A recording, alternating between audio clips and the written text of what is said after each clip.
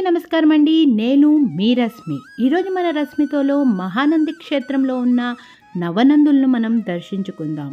నంది శివయ్యకై తపస్సు చేయగా ఆ కథంతా నా మహానంది క్షేత్రంలో చూడండి. ఇంకా నీకేం వరం కావాలని శివయ్య నందిని కోరగా, నేను నీకై ఇంకొన్ని సంవత్సరాలు తపస్సు చేయాలి అంటే శివయ్య ఇక్కడ కొన్ని ప్రాంతాలను ఎంచుకో, ఆ ప్రాంతాల్లో నువ్వు ఒక్కొక్క ప్రాంతంలో 1000 సంవత్సరాలు తపస్సు చేయి, అప్పుడు నేను నీకై ప్రత్యక్షమవుతాను అని వరమిచ్చాడట.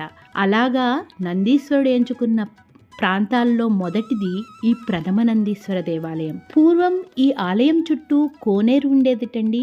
ఆ కోనేరులో పద్మాలు ఉండేవట. అందుకే ఈ నందిని పద్మనంది అని కూడా అంటారు. ప్రమదగణాల్లో మొదటివాడవడం మూలాన ప్రమదనంది, ప్రథమనంది, పద్మనందిగా దీన్ని పిలుచుకుంటారు. పూర్వం ఈ ప్రాంతాన్ని నందమహారాజు పరిపాలించడం.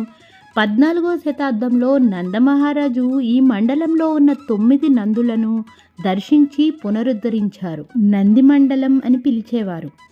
తర్వాత నంది ఆలయాలు అని, అది కాస్త ఇప్పుడు నంద్యాలగా మారిపోయిందండి. ఈ ప్రథమ నందీశ్వర ఆలయం చామకాలువ ఒడ్డున నంద్యాల రైల్వే స్టేషన్ దగ్గరలో ఉందండి. కార్తీక మాసంలో సూర్యాస్త సమయంలో నందీశ్వరునిపై సూర్యకిరణాలు పడటం ఇక్కడి విశేషం. ఈ ఆలయంలో శివయ్య లింగ రూపంలో దర్శనమిస్తాడు.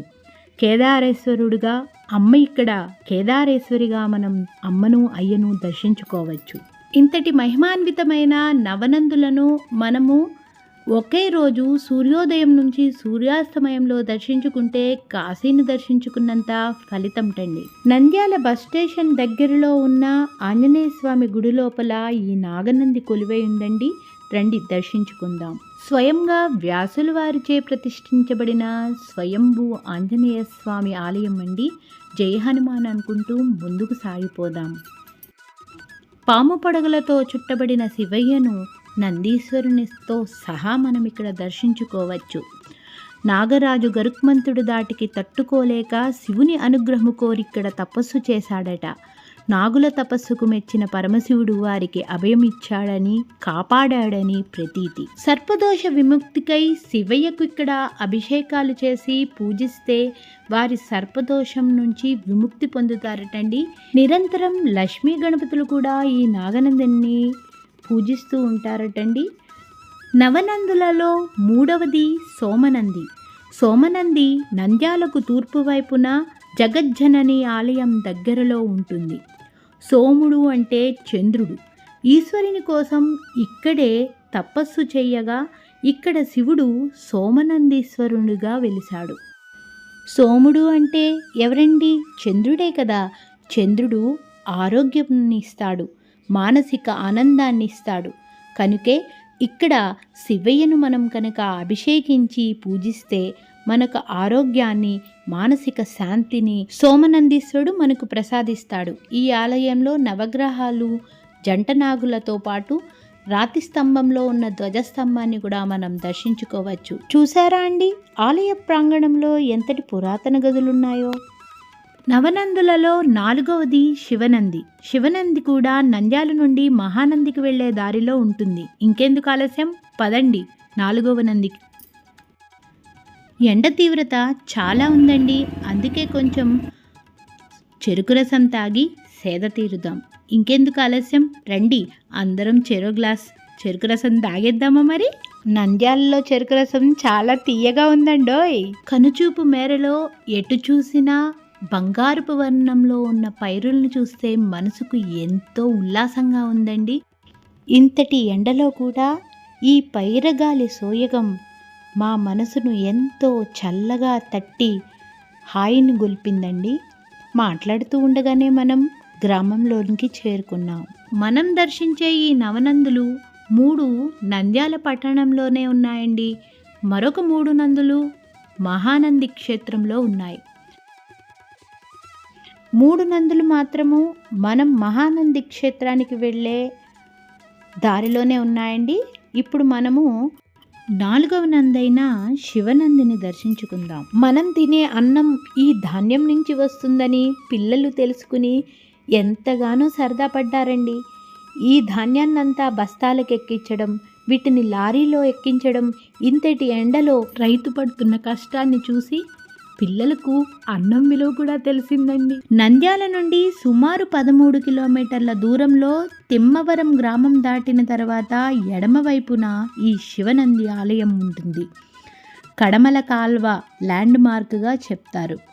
ఇది అన్ని నంది ఆలయాల కంటే చాలా పెద్దది. ఆలయ ప్రాంగణంలోనికి అడుగుపెట్టగానే ధ్వజస్తంభం మనల్ని పలకరిస్తుంది.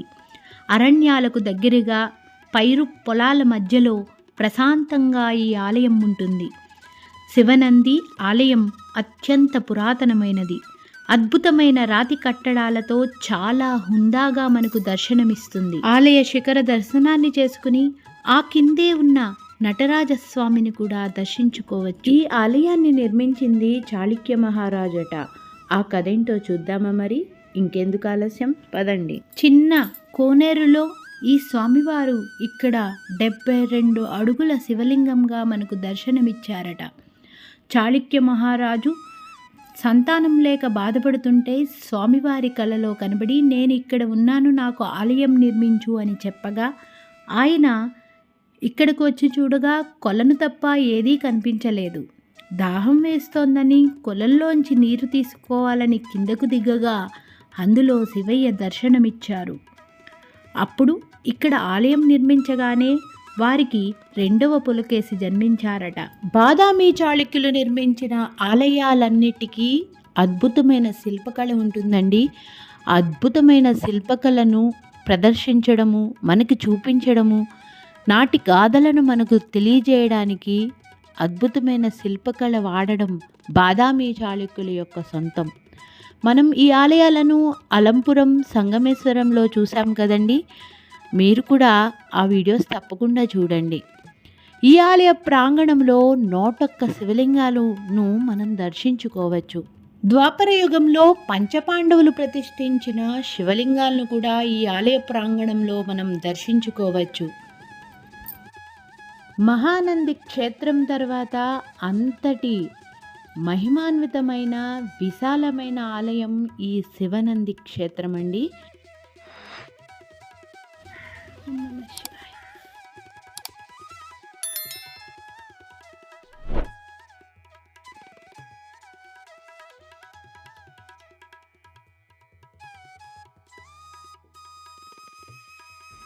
ఈ ఆలయ ప్రాంగణంలో నవగ్రహాలను దర్శించుకుని ఆలయం ముందుకు రాగానే అక్కడ ఉన్న రాతి మండపంలో పెద్ద నందిని కూడా దర్శించుకుని ఆలయంలోనికి వెళ్దాం.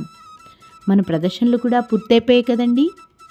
రండి, ఆ శివయ్యను మనం దర్శించుకుందాం. శివనందిగా వెలిసిన ఆ శివయ్యను మన కళ్ళారా చూసి ఒక్కసారి తరిద్దామా మరి? ఇంకెందుకు ఆలస్యం, రండి. ఈ ఆలయంలో ఒక మహిమ జరుగుతుందని ఇక్కడ పూజారి గారు ఈ విధంగా వివరించారండి. గుడి గోపురం లోపల వైపున ఒక పెద్ద రంధ్రం ఉందంట. ఆ రంధ్రం నుంచి 5 తలల నాగేంద్రుడు ప్రతి శివరాత్రికి అర్ధరాత్రి 12 గంటలకు ఆలయంలోకి వస్తారట. ఆ 5 తలల నాగేంద్ర స్వామి ఆలయంలోనికి ప్రవేశించగానే ఆలయంలో హడావిడి చేయకుండా నిశ్శబ్దంగా ఉంటారట. 5 తలల నాగేంద్ర స్వామి ఒక్కసారి శివయ్యను చుట్టుకుని అక్కడ ఒక పూలమాలలాగా వదిలివేసి వెళ్ళిపోతారటండి. అప్పుడు శివరాత్రి ఉత్సవాలు కొనసాగించి స్వామివారికి, అమ్మకు కళ్యాణం చేస్తారటండి. ఇది ప్రతి శివరాత్రికి జరుగుతుందిటండి. భక్తులకు వారి వారి అనుగ్రహం ప్రకారము శివయ్యలాగా, నందిలాగా, సుబ్రహ్మణ్యేశ్వర స్వామిలాగా, అమ్మవారిలాగా ఇక్కడ దర్శనమిస్తారటండి. ఈ ఆలయం ఉపరితలంపై 5 తలలు ఉన్న నాగబంధాన్ని కూడా మనం దర్శించుకోవచ్చు. శివరాత్రి రోజున ఆ స్వామివారిని పూజించుకోవడానికి వచ్చే నాగేంద్ర స్వామి వచ్చే ఆ రంధ్రం ఇదిగో ఇదే. మీరు కూడా చూసి తరించండి. ఇక్కడ శివయ్య బ్రహ్మసూత్రాన్ని కలిగి ఉంటారండి. మీకు ఇదివరకే నా అలంపురంలో చెప్పాను కదండి. బ్రహ్మసూత్రం కలిగిన శివలింగానికి మనం అర్చిస్తే, పూజిస్తే, ఆ ప్రాంతంలో మనం దానాలు ఇస్తే అది 1000 రెట్లకు సమానమండి. శివనంది శివయ్య రూపాన్ని మనసులో దాచుకుని హరహర మహాదేవ శంభో శంకర అనుకుంటూ ఆరవది విష్ణునంది లేక కృష్ణనందిని దర్శించుకోవడానికి బయలుదేరదామా మరి. రోడ్డుకి ఇరువైపులా అరటి తొట్టల మధ్యలోంచి మన ప్రయాణం మొదలైందండి. నంద్యాల నుండి మహానందికి వచ్చేటప్పుడు మహానందికి సుమారు 2 కిలోమీటర్ల ముందు ఈ ఆలయానికి ఎడం పక్కనే తెలుగంగ ప్రాజెక్ట్ కూడా ఉందండి. నల్లమల అడవులను ఆనుకుని ఈ ఆలయం ఎంతో విశాలంగా ప్రశాంతంగా ఉందండి. రండి ఆలయాన్ని దర్శించుకుందాం.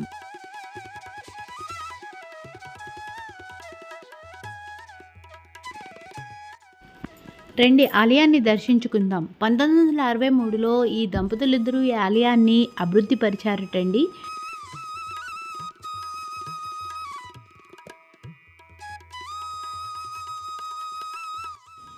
ఈ ఆలయ ప్రాంగణంలో నవగ్రహాలు వారి వాహనాలను అధిరోహించిన విగ్రహాలను మనం దర్శించుకోవచ్చు.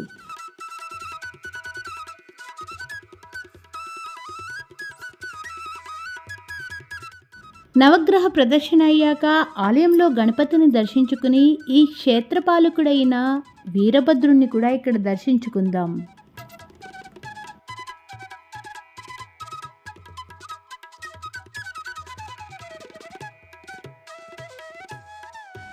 ఈ ఆలయపు గోడల మీద కూడా ఎంతో అద్భుతమైన శిల్పకళ పొందుపరచబడి ఉందండి. మత్స్యకన్యలతో, విష్ణుమూర్తి లక్ష్మీదేవి మధ్యన నందీశ్వరుడితో ఈ శిల్పకళ అంతా చూడడానికి కన్నుల విందుగా ఉందండి. భృగు మహర్షి ఈ ప్రాంతంలో తన శిష్యులతో నివాసం ఉండేవారట. దేవతలకు రాక్షసులకు పెద్ద యుద్ధమే జరిగింది. అప్పుడు విష్ణుమూర్తి తన సుదర్శన చక్రాన్ని వదలగా ఈ రాక్షసులలో ఒక రాక్షసుడు భృగు మహర్షి భార్య వెనుకకు చేరగా భృగు మహర్షి భార్య తల ఖండించబడింది. అప్పుడు భృగు మహర్షి విష్ణుమూర్తిని శపించారట, కళావిహీనుడు కమ్ము అని. ఈ లింగానికి అభిషేకించి పూజించి తపస్సు చేశారట. అప్పుడు వారి శాప విమోచనం అయిందంట. నంది 1000 ఏళ్ల తపస్సుకు మెచ్చి శివయ్య ఇక్కడ ప్రత్యక్షమవ్వగా శ్రీహరి తన శాప విమోచనానికై ఇక్కడ తపస్సు చేసి శివయ్యకు పూజించి అభిషేకాలు చేశాడట. అందుకే దీనిని కృష్ణ నందిగా పేరొచ్చింది. ఈ పాలరాతి నంది చూడటానికి అచ్చం నిజమైన నందిగా మనకు దర్శనమిస్తుంది. అందుకే కాబోలు పెద్ద పులి ఈ నందిపై దాడి చేసిందట. ఆ దాడి చేసిన ఆనవాళ్లను మనం ఇప్పటికీ కూడా నందిపై చూడవచ్చును. ఎక్కడో అడవుల్లోంచి నీరు ఈ నంది ముఖం ద్వారా ఈ కోనేరులోకి వస్తుందండి. ఈ కోనేరు వానాకాలం చలికాలంలో చూడడానికి ఎంతో చక్కగా ఉంటుంది. మనం వచ్చింది ఎండాకాలం కాబట్టి అంతగా నీరు లేదు. తెలుగంగ కాలువ ఇదేనండి. ఇది మనతో పాటు మహానంది క్షేత్రం వరకు ప్రయాణించిందండి. పొడుగైన కాలువలో నీరు, కాలువ అటు పక్కన పెద్ద పెద్ద అడవి, ఎంతో బాగుంది. నవనందులలో 6వది గరుడనంది. మహానందికి వెళ్లే దారిలో ఈ గరుడనంది ఉంది. అలాగే మహానంది నుంచి 500 కిలోమీటర్లలోనే ఈ గరుడనంది ఉందండి. నంది తన రెక్కలను ఇక్కడే వదిలివేసిందని చెప్తూ ఉంటారు. గరుత్మంతులు వారు తన తల్లికి దాస్య విముక్తి కోసం అమృత కలశాన్ని తెచ్చే క్రమంలో ఈ శివయ్యకు అభిషేకించి పూజించారట. అందుకే దీనిని గరుడనంది అని అంటారు. నవనందులలో 7వది మహానంది క్షేత్రం.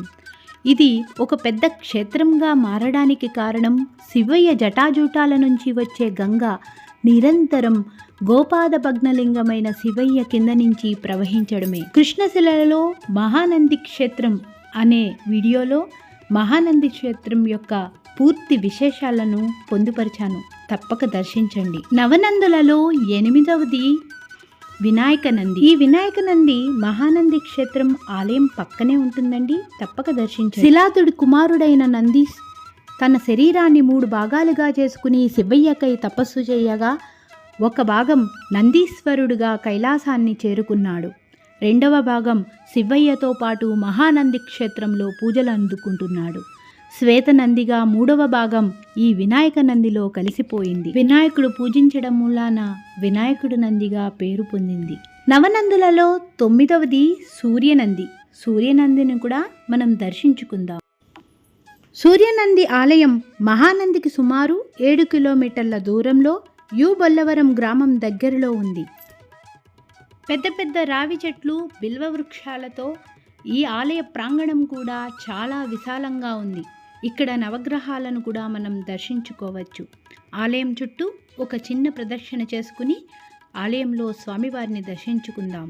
అలంకార భరితమై టీవీగా కూర్చుని నిరంతరం శివయ్యను ధ్యానిస్తున్న నందిని దర్శించుకుందాం. ఇక్కడ శివయ్య మనకు ఎరుపు వర్ణంలో తమలపాకు వలె శివయ్య 3వ కన్ను కలిగి మనకు దర్శనమిస్తారు. భక్తి ఏకాగ్రతతో మన నుదిటిని శివయ్య నుదిటికి 5 నిమిషాలు ఆనిస్తే ఆ శివయ్య మెత్తటి స్పర్శను మనం అనుభూతి చెందవచ్చు. నేను ఆ అనుభూతిని పొంది పరవశించానండి. హరహర మహాదేవ శంభో శంకర గోవిందా గో. ఈ ఆలయంలో మరొక విశేషం, ఉత్తరాయణ పుణ్యకాలంలో సంక్రాంతి నుండి ఆషాఢం వరకు 6 నెలలు ప్రతిరోజు ప్రాతకాలంలో సూర్యకిరణాలు శివయ్యపై పడటం ఒక విశేషం. పూజారి గారిని అడిగితే మనకు ఈ చిత్రాలను ఇచ్చారండి. ఎంతటి అదృష్టవంతులమో కదా. నాతో పాటు మీరు కూడా దర్శించుకోండి. ఇక్కడ అమ్మ శ్రీ గౌరీ పరమేశ్వరి దేవిగా వెలిసింది. ఆలయ ప్రాంగణంలో పోతులూరి వీరబ్రహ్మేంద్ర స్వామి వారి విగ్రహాన్ని కూడా మనం దర్శించుకోవచ్చు. 1000 సంవత్సరాలు ఈ ప్రాంతంలో నందీశ్వరుడు తపస్సు చేయడం మూలాన, శివయ్య ప్రత్యక్షమవడం మూలాన, దేవతలందరూ నవగ్రహాలు ఈ శివయ్యను పూజించడం మూలాన ఈ నవనందులకు అత్యంత ప్రాముఖ్యత పొందిందండి. మనందరం సూర్యోదయం నుంచి సూర్యాస్తమయం వరకు ఈ నవనందుల క్షేత్రాన్ని తప్పక దర్శించుకోవాలి. త్రయోదశి రోజును కానీ, కార్తీక పౌర్ణమి రోజును కానీ శివయ్యను దర్శించుకుంటే మన కోరికలన్నీ తీరుతాయండి. కాశీకి వెళ్ళినంత ఫలితం కలుగుతుందని ఇక్కడ భక్తుల యొక్క అపారమైన నమ్మకం. మురళీనాదం వింటూ సూర్యాస్త సమయంలో గోధూళి వేళలో గోవులు సంచరిస్తుంటే మనం బృందావనంలో ఉన్నట్టుగా అనిపిస్తోంది కదండి. కాదండి, మనం తిరిగి మన హైదరాబాదుకు ప్రయాణమవుతున్నాం.